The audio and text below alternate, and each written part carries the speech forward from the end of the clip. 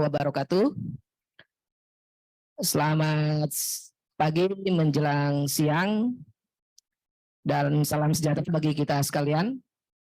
Pada sesi pagi ini kita sama-sama akan mendengarkan pemaparan yang pertama dari Pak Morris ya. Terima kasih Pak Morris.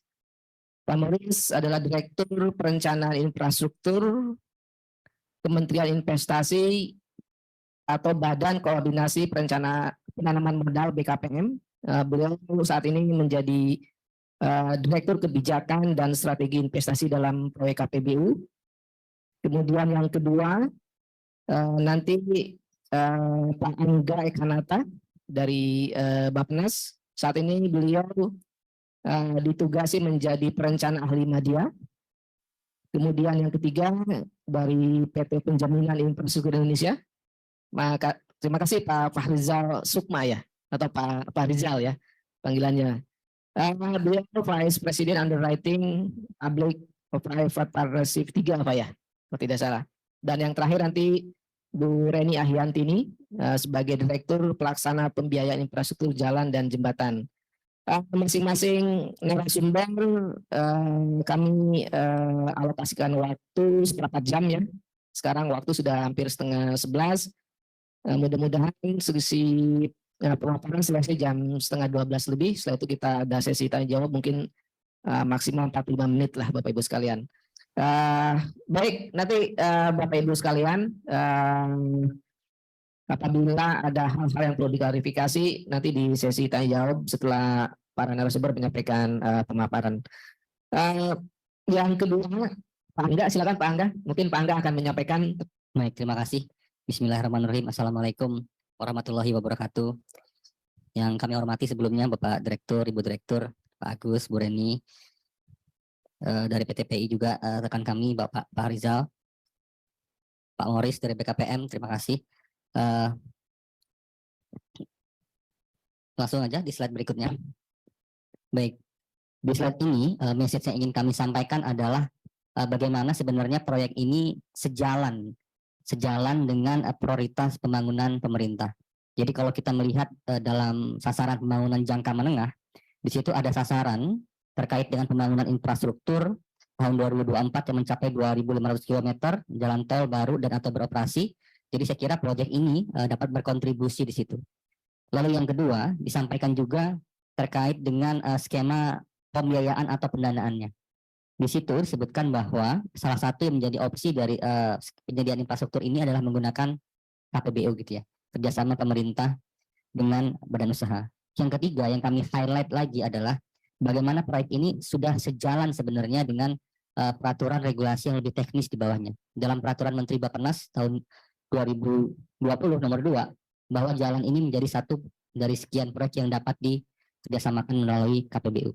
Message-nya di sini adalah Bapak Ibu mungkin tidak perlu khawatir terkait dengan komitmen keselarasan proyek ini dengan prioritas pembangunan.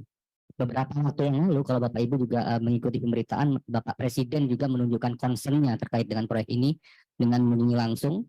Message ini penting untuk memberikan gestur bagaimana pemerintah ini will strongly support gitu loh untuk proyek ini. Jadi komitmen itu sudah ditunjukkan mulai dari atas sampai dengan ke bawah terkait dengan proyek ini. Harapannya dapat menambah keyakinan pada kawan-kawan investor atau stakeholder terkait untuk pelaksanaan proyek ini lebih lanjut. Berikutnya, tadi sempat disampaikan terkait dengan skema pembiayaannya KPBU. Pada prinsipnya, KPBU ini adalah suatu bentuk kerjasama antara pemerintah dengan badan usaha dalam konteksnya penyediaan infrastruktur. Jadi dalam konteksnya penyediaan infrastruktur yang sumber pendanaannya, sumber dayanya bisa sebagian, bisa seluruhnya dari badan usaha dengan ada pembagian risiko di dalamnya. Kami di Bappenas, khususnya di Direktorat Pengembangan Pendanaan Pembangunan, sesuai tusi kami mendorong adanya skema pembiayaan ini KPBU. Kenapa? Yang pertama, ini kami kira dapat menjawab tantangan keterbatasan kapasitas fiskal baik pemerintah pusat ataupun pemerintah daerah. Lalu yang kedua, memungkinkan pendekatan whole life cycle, maksudnya dalam tanda kutip dapat menjamin kondisi kelayakan proyek ini on standard level gitu ya, sesuai dengan yang diperjanjikan selama masa kerjasama. Lalu memungkinkan ada sharing risiko di dalamnya, tentu sebagai pintu masuk juga bagi investasi swasta, dan nanti akan disampaikan rekan kami terkait bahwa ada fasilitas penjaminan di dalam sini. Seperti apa penjaminannya, bentuknya nanti akan disampaikan pada pemaparan berikutnya. Berikutnya, tadi kami sampaikan juga kalau Bapak Ibu mungkin masih ada kekhawatiran terkait dengan koridor, dasar hukum, arahan peraturan dan sebagainya. Skema pembiayaan KPBU ini mulai dari awal sampai dengan akhir, mulai dari perencanaan sampai dengan pembayaran, untuk seluruh instansi yang terkait, kami kira sudah memiliki tuntunan peraturan yang jelas. Jadi message-nya adalah area abu-abu. Mungkin kalau Bapak Ibu masih merasa ada yang kurang confirm, kurang jelas, kami sampaikan bahwa secara koridor hukum, dasar hukum, dudukannya sudah sangat jelas, sudah ada tatanannya. Jadi tidak perlu khawatir lagi. Berikutnya, dalam peraturan Menteri Bappenas nomor 2 tahun 2020, saat ini memang ada 21 sektor proyek yang dapat di KPBU-kan. Jalan salah satu diantaranya. Masuk ke dalam konektivitas, selain ada fasilitas sosial dan juga ada fasilitas perkotaan. Tapi message yang kami sampaikan di slide ini bahwa untuk sisi konektivitas, jalan merupakan sesuatu proyek yang dapat dikerjasamakan melalui skema KPBU berdasarkan peraturan Menteri Bappenas nomor 2 tahun 2020. Berikutnya, tadi bicara soal KPBU, PPP gitu ya. Sebenarnya bentuknya seperti apa sih?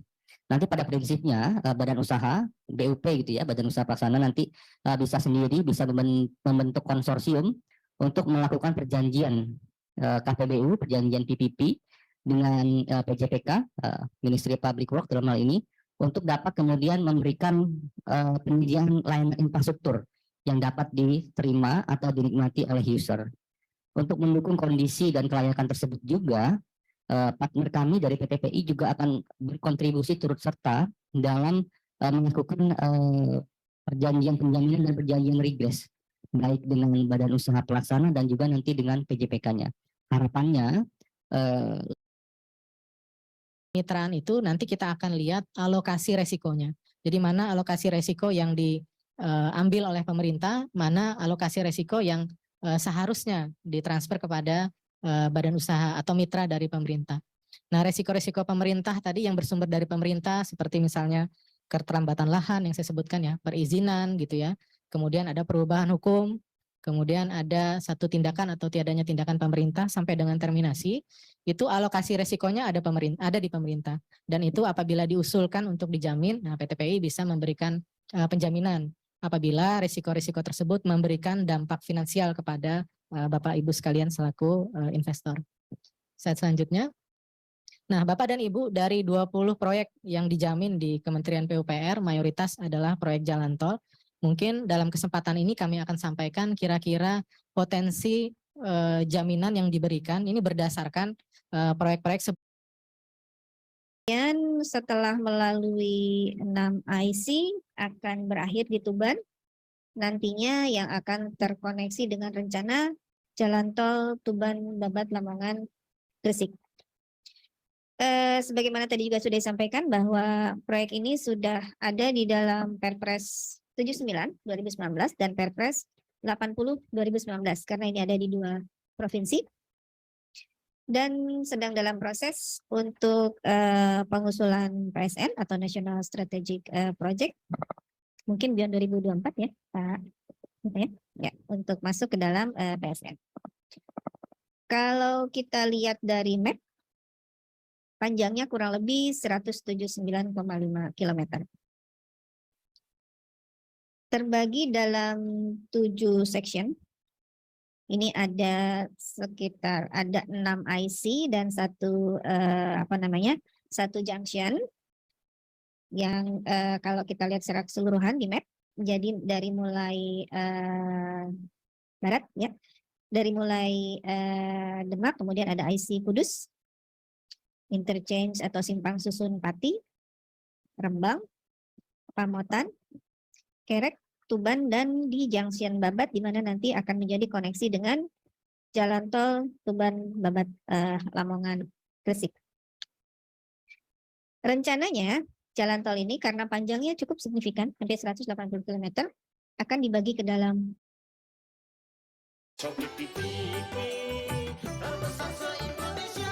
Beli semua di Shopee. Selamat pagi loh. Aneh. Sampai 180 km akan dibagi ke dalam 2 tahap. Selain memang mempertimbangkan intinya